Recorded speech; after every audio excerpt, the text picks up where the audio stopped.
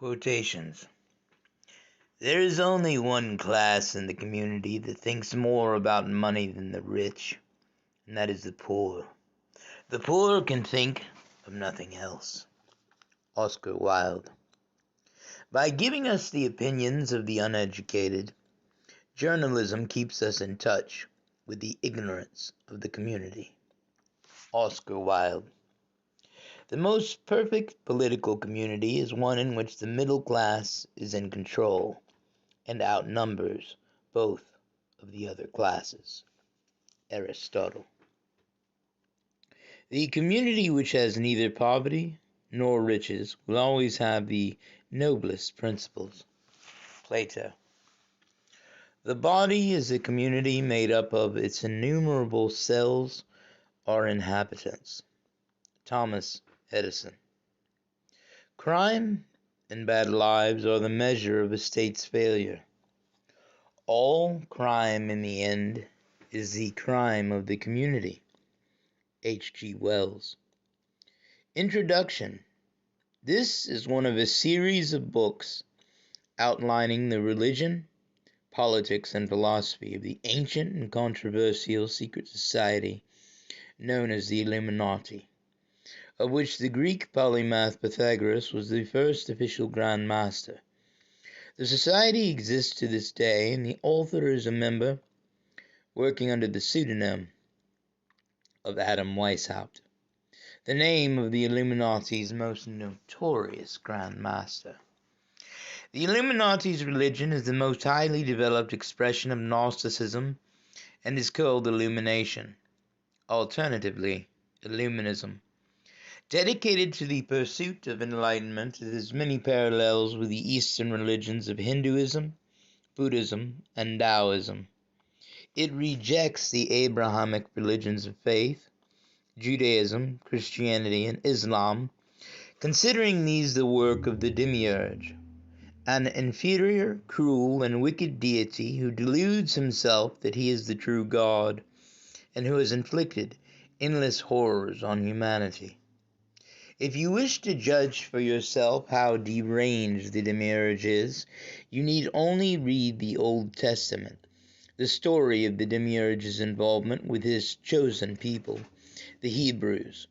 You may wonder why the God of all entered into an exclusive and partisan covenant with a tribe in the Middle East several thousand years ago, why he promised them a land, Canaan, that belonged to others, and why he then actively participated with them in a genocidal war against the Canaanites.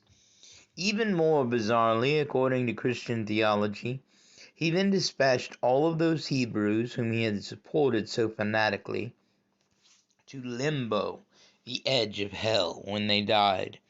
They couldn't go to heaven because they were indelibly marked by the original sin of Adam and Eve.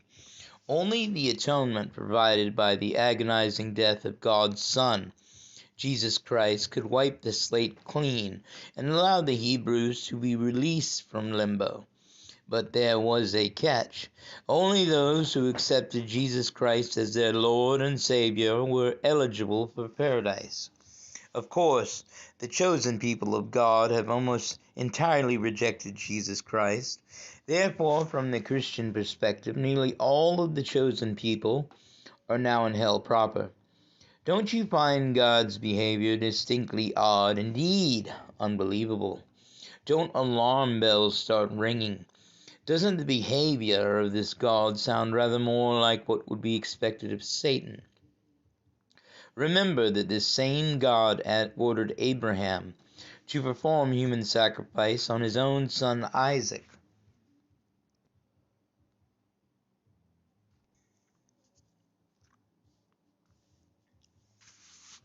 Abraham, rather than rejecting this monstrous command, rather than denouncing the creature that gave it as evil incarnate, agreed to butcher his own flesh and blood to demonstrate how slavishly and mindlessly obedient he was, the prototype of all psychopathic, fanatical believers. Does God's command to Abraham sound like something that would ever pass the lips of the true God? We pity you if you think it does, because you are surely a creature of the demiurge and one of the legions of the damned. If, however, you doubt the credentials of the Abrahamic God, you may be receptive to the message of the Illuminati and our future-oriented, rational, scientific, mathematical, and dialectical religion of light, illumination. Charles Fourier. The Illuminati are inextricably linked with the concept of a new world order, and our enemies claim that we have a supremely sinister vision of what the future world should look like. Well, judge for yourselves. To create any new society, it is essential to understand what has gone wrong with existing society. The functional unit of contemporary society is the family, so the family must be the focus of any attempt to change the world.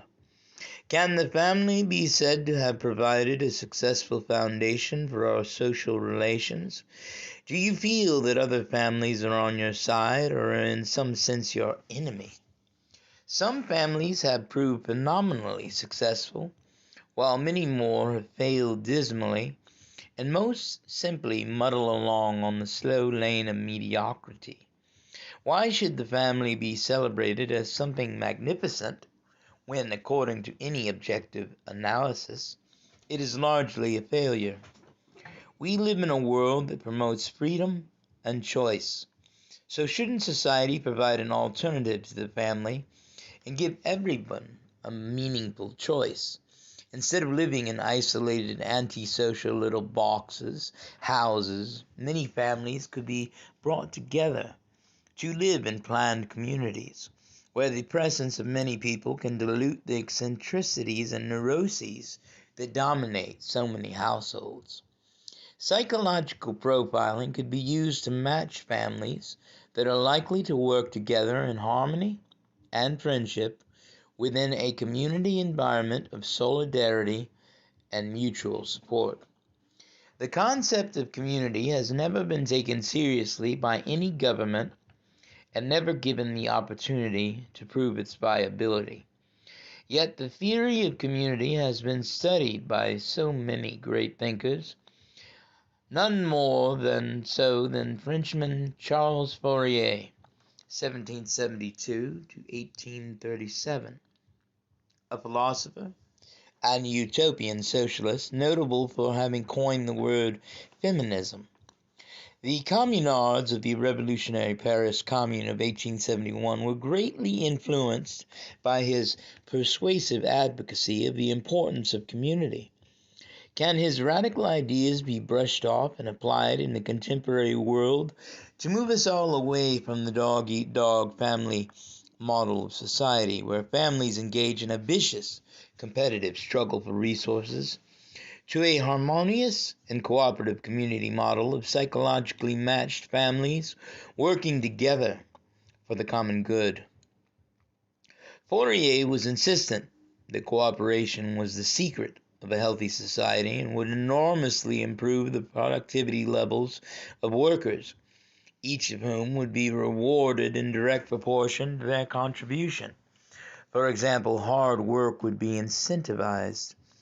Fourier, inspired by the Phalanx, the basic military formation of the ancient Greeks, that relied on cooperation and coordination of the soldiers who had to move as a disciplined whole if they wished to secure victory, applied this name to the new communitarian entity that he wished to be the basic unit of society rather than the family. Phalanxes would be housed in huge, beautiful buildings called Phalanax that were like grand hotels. These buildings were envisaged as having 4 floors, with the most talented occupying the top floor and the least the ground floor. Relative wealth was determined by your job, which was assigned on the basis of merit, interest, and dedication. Also, unpopular, unpleasant jobs that no one wanted to do attracted higher pay. Fourier regarded trade as Jewish and Jews as the source of all evil. He advocated that they be forced to perform farm work in the Phalanax.